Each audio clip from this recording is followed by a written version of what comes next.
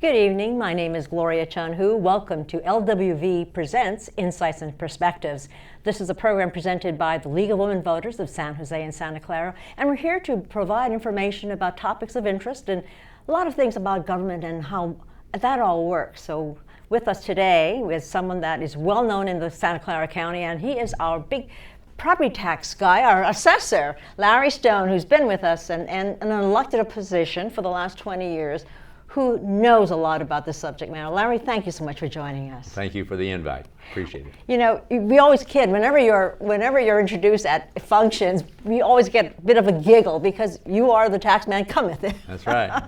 Particularly on property, which is very critical in Silicon Valley. And we've had some dramatic things happening in the last few years, so we hope you'll bring us up to date in what's going on. So I'll try to do that. Okay, but let's just go back, Larry, to some fundamentals, just some background.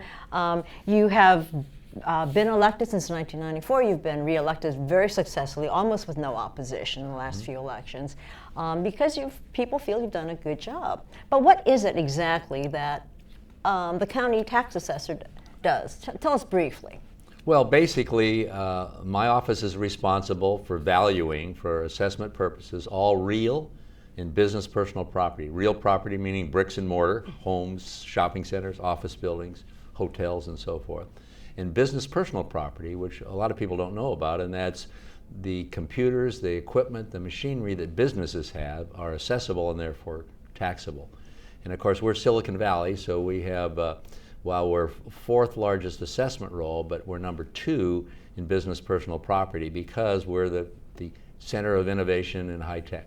When you say fourth largest and second largest on property, business property, right, you're talking about the state? Yes, in the state. We have the 6th largest population in the state of California, the 4th largest assessment role, but we're number 2 in the assessment and taxation of business personal property just because we're Silicon Valley. Which is good for us in some ways, in the sense that we have this property revenue coming in. That's right, over $32 billion worth of assessed value in business personal property alone. Wow, $32 billion, that's very, very impressive. And that comes out of your office in making these assessments. Right.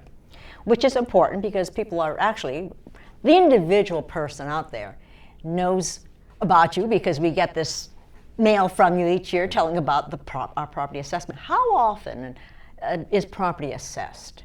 Or how does it happen? How do you make an assessment? Well, the California property tax system is totally different than anywhere else that exists in the state because of Proposition 13. Yes. So when there is a transaction, either a change of ownership or new construction, that establishes what we call a base year value.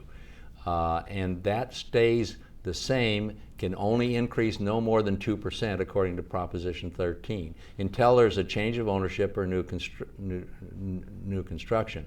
So basically, the longer you own a property, the greater the tax benefits. Mm-hmm. So because it does not increase at your next door neighbor because there's been a transaction and a sale, there'll be a reassessment and there will be a higher tax. Right.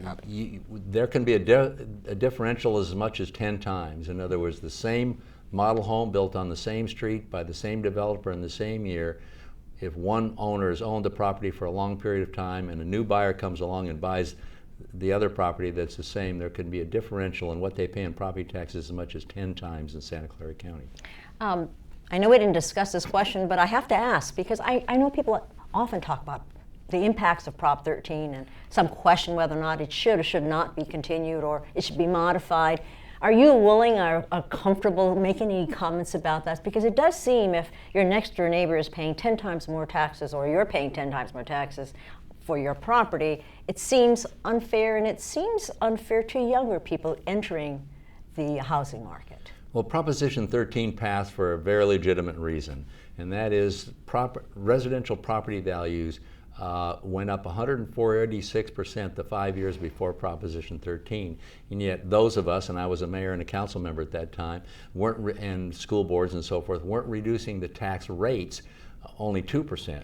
To compensate for this tremendous appreciation of and that was very onerous. That was terrible. Yeah, but the consequences of Proposition 13 over time, you're absolutely right. You could not devise a more unfair property tax system And it punishes young people. First-time home buyers find it very difficult to get into the home market. Yes. I'll just tell you a story. I have a house, 3,000 square foot house on a 10,000 square foot lot. I bought it for $85,000 in 1975. It's assessed at $238,000 today. I did a refi a year ago, and the lender's appraisal said it was worth $1,950,000. My son bought a 950 square foot condo, and he paid 35% more property tax than I pay on a 3,000 square foot house. And that's the unfairness, yes. Right. But you know, we all drive on the same streets. We go to the same public schools. When we dial 911, the police and fire come at the same speed, same branch libraries, but one person can be paying 10 times as much for the same public services. There's something inherently un-American about one person paying twice as much for the same public services as somebody else. And unfortunately, that is the law we're now living with. I'd like to talk a little bit about what happens, though, and I know we talked a little bit about this earlier, and I think it's rather interesting. The fact that in a downturn, which we've come out of, thankfully, in a downturn, actually you went ahead and reduced the assessment on a number of properties. Right. Proposition 8, which passed 6 months after Proposition 13 in 1978, requires the assessor, when the market value of a property drops below the assessed value, as it did for 136,000 properties during the Great Recession. The assessor is required to temporarily, for that year, reduce the assessed value to reflect the lower market value. So we proactively reduced the assessed value on 136,000 properties to reflect the declining market. And that reduced the assessment roll on those properties by $27 billion. Oh, wow. Now the market is resurging. And what happens with that? Well, that same proposition requires us to restore the assessed value to reflect the rising market. And it's not subject to the 2% limit as provided by Proposition 13 until the market value gets back up to its original purchase price, and then all the protections of Proposition 13 kick back in. So that's probably something a lot of people don't realize, that there actually was a reduced assessment, and then that is something that your office is responsible for also doing, and yes, and impacted a lot of people in the past recession. I'd like to now talk a little bit about the allocation of property taxes. People may not realize where that money goes and why it's very important for how government runs. That's probably the number one question I get. You pay your property taxes, where does the money go? Who gets it? And that's really important. I happen to be a believer that taxes are important or we won't have government, and I happen to believe that the services are sometimes taken for granted, so it would be very nice if you'd answer that question. 45% of all property tax revenue generated in Santa Clara County goes to the public schools to fund public education. 18% comes to the county itself to fund county programs. 14% goes to the 15 cities in the county. It's not allocated equally among those in terms of their population. I'm not sure why that is. It was some formula that existed before Proposition 13. 10% used to go to redevelopment agencies and actually still does to pay down the debt from redevelopment agencies, even though the governor eliminated them a couple of years ago. 8%, I think 7% goes to community colleges, and 6% to special districts, the fire district and so forth.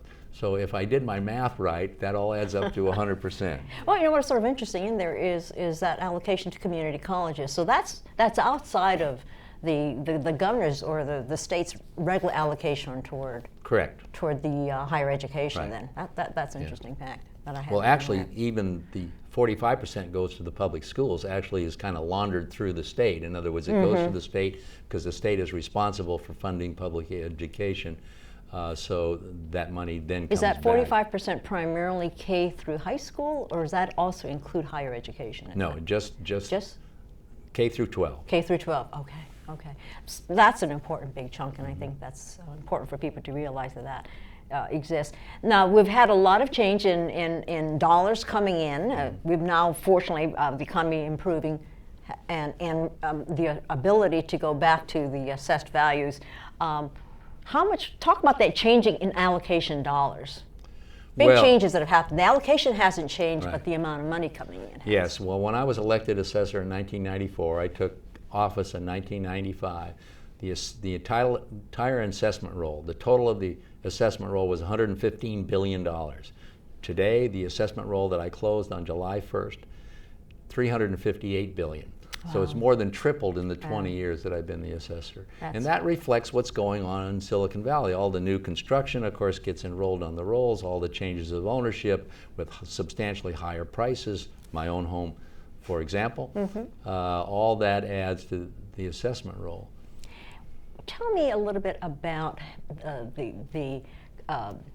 you talked about 385, did you say? 358. 358 here in Santa Clara County. How does this compare with what's going on with the rest of the state, one, and then two nationally? Well, we tend to lead everything up and down. I always say things happen first, fastest, good, bad, up and down in Silicon Valley before it gets there. So I tell my fellow assessors, just watch what's going on in Santa Clara County. It'll get to you eventually. You may not like it. We tend to lead the market down, and we tend to lead the markets up. Interesting. But when everything happens here, it happens pretty quickly. And it's a dynamic and an exciting and sometimes scary place to live and work. But by and large, I'd rather be here than anywhere else. Well, it is an exciting place to be in. And I know when there was a downturn and I was visiting family and friends on the East Coast, they were sort of making fun of California, but they're not laughing now.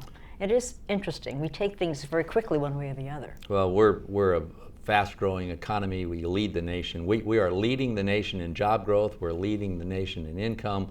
We're leading the nation in property value increases, these kind of things.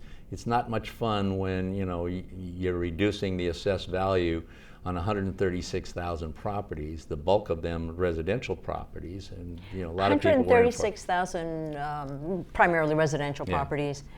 How many pieces or properties? What percentage of that is? Almost 1/4 of the entire assessment roll. Nearly 25%. We have 483,000 properties total. That includes commercial and industrial properties as well. But almost 1/4 of all properties in the county received a reduction from my office to reflect the declining market during the Great Recession. Well, that's good to know. That's a huge number. I appreciate it now that I know what. My job is to put accurate values on the roll, whatever they are, in good times or in bad. And appraisal is more an art than it is a science. And people do get overassessed, and we want the neat part about the county is, what do you do when you're overassessed and the assessor doesn't recognize that? It's a very simple process. You file an assessment appeal. In fact, in our county, we send assessment notifications, those love notes that I send to you. Yes, I've received those in the mail. Every June, telling every property owner what their assessed value will be when we close the assessment roll on July 1st. And in that notice, it says, if you think you're overassessed, if you think the market value of your property is less than the number on the notice, then we call us, or best go online and ask for an informal review. And we'll do as many informal reviews as we can during the month of July. And we actually reduce the assessed value on people that ask for when in fact it's one we missed. So and then if you're not satisfied at that point in time, then you file an assessment appeal. It's a one-page form that basically says, here's what the assessor says my property should be assessed for, here's what I think it should be assessed for. File it by an absolute deadline of September 15th, and then within a 2-year statute of limitations, you're allowed a formal hearing on your assessed value. Now, well, I'm going to want to hear more about that, because I think our audience is going to want to know more about the appeal process, something that perhaps most people are not aware of. Right. But before we do that, we've got a little break that we'll go to now. We do something called Fun Facts, and so let's take a look at it right now and learn something new about something totally different from the assessment.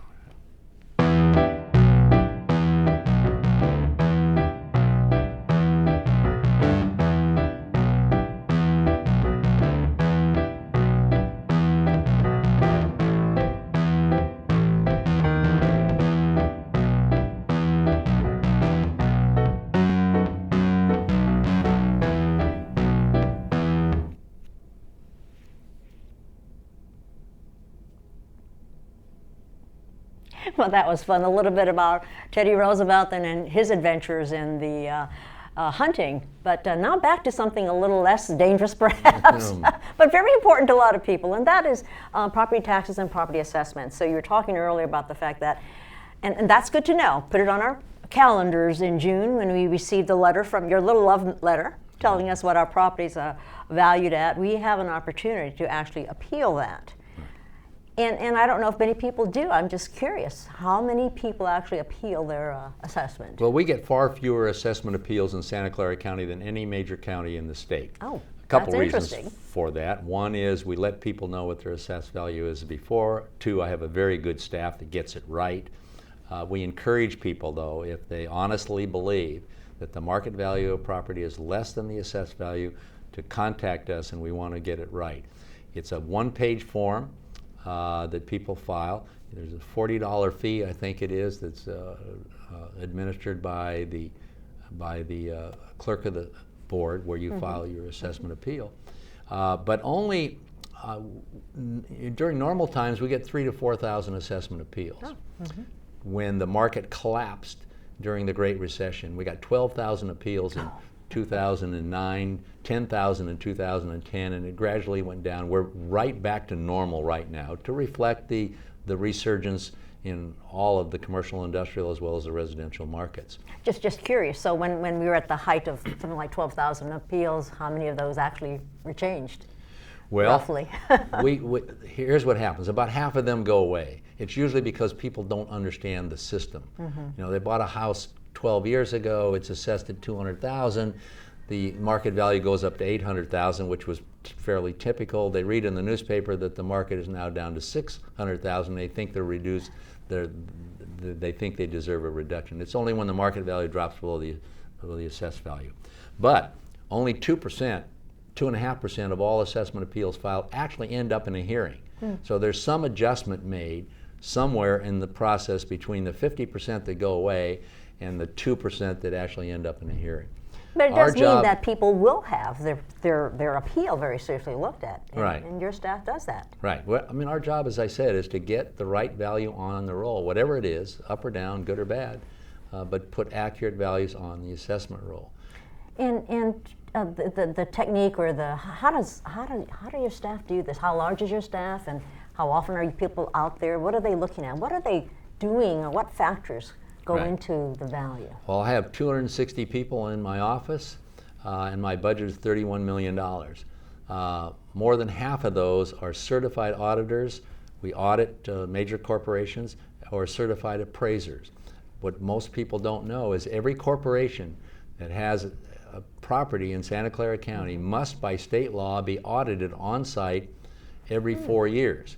So we have about a little bit more than 4,000 of those. So we do 1,000 audits a year of major corporations. And if the corporation is headquartered out of state, then I send auditors every fall to Chicago, to New York, to Atlanta, to Miami, Dallas, those places where the corporations are headquartered.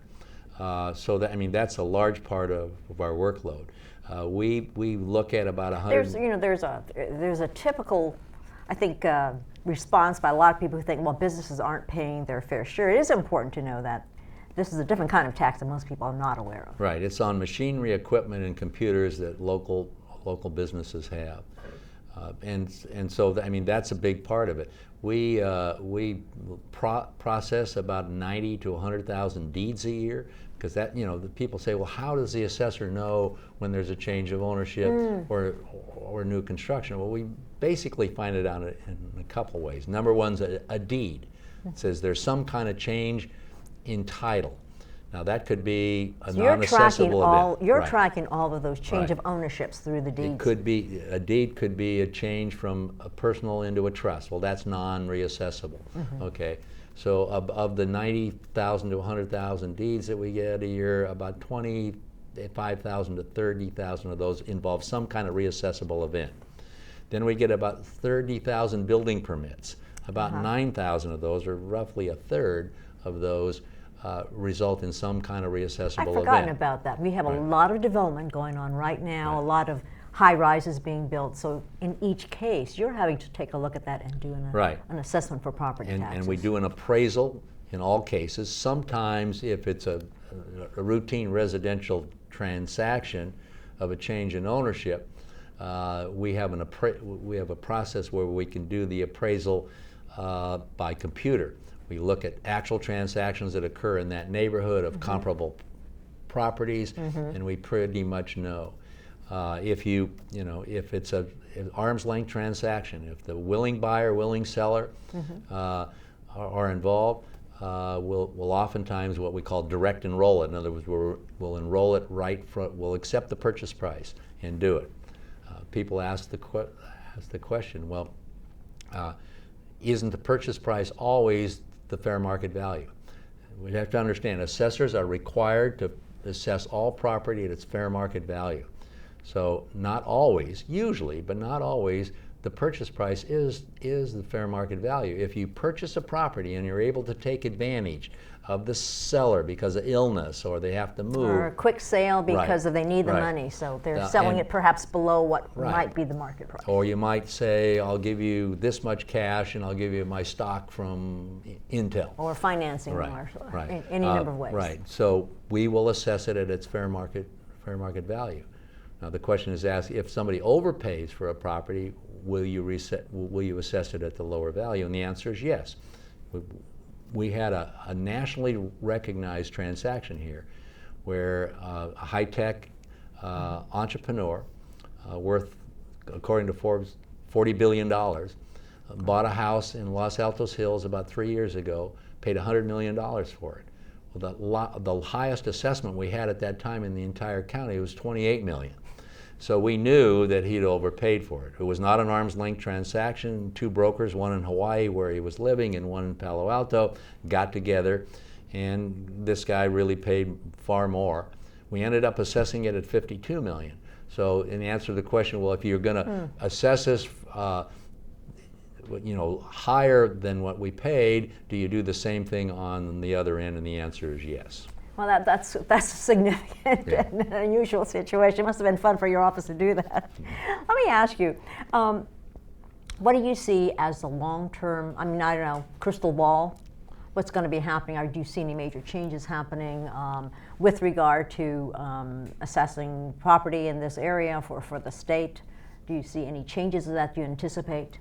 Well, there's been talk for some time, something called a split roll, where you would assess and therefore tax commercial and industrial properties differently than residential properties. I think people talk about it a lot. Yeah, whether that finds its way onto a ballot initiative, because it would require a vote of the people, a two-thirds vote of the people, by the way. I can't guess, but I've actually heard that there is a movement. You hear about it every now and then, but there seems to be gaining some momentum.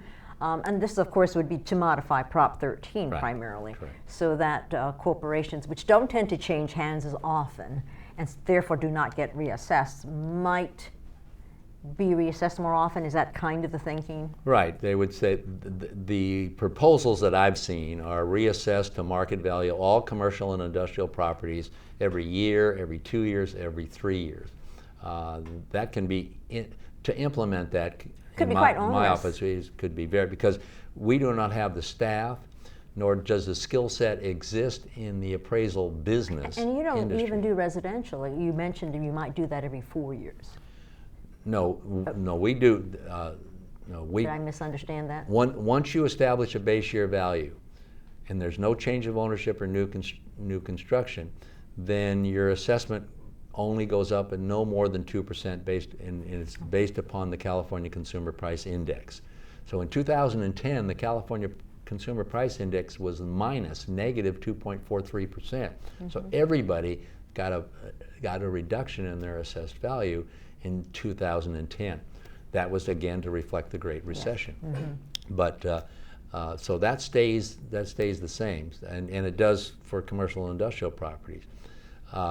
Howard Jarvis and Paul Gann sold to the voting public in California Proposition 13 based upon the tremendous appreciation in residential property values, because people were being taxed from their homes, particularly senior citizens on fixed incomes. But HP wasn't being taxed from his facility, Safeway wasn't, the Bank of America wasn't, so they gave the benefit to everybody on the basis of residential property owners being taxed from their homes. And there's some people that think that's unfair and they'd like to change that. I've heard that. It would be a major political battle in this state. Oh, well, that's probably very true, although I understand that there seems to be some ramping up of that. We're getting toward the end of our show, but there are a couple questions I wanted to ask. What Larry Stone keeps you awake at night? What do you worry about? Is there something that concerns you? What is your biggest problem or issue that maybe is confronting a county assessor? Well, it depends on the season. It's the A's, the 489ers, or the Warriors, or my golf score. There isn't much that keeps me awake at all. I fall asleep within 10 seconds of my head hitting the pillow. I enjoy what I'm doing. I obviously have a wonderful staff that makes me look better than I deserve. I am concerned about the political process in this state. I'm very strong. I believe there's major reforms that we need to make. I give a speech about a dozen reforms. Tell us a little bit quickly about some of those that you Well, feel term important. limits. I mean, term limits are absolutely the worst thing that's happened in the state. School boards, local offices may be fine, but politics is the only profession where experience doesn't count. If you had a major medical problem and your doctor said, "I've never done an operation like this before," or you had a major legal problem and your lawyer said, "I've never tried a case like that before," you'd get a new doctor or lawyer. But you run for office in this state and say, "I don't know anything about it, I've never done it before," and chances are they're going to elect you. And then we complain how dysfunctional the state legislature is.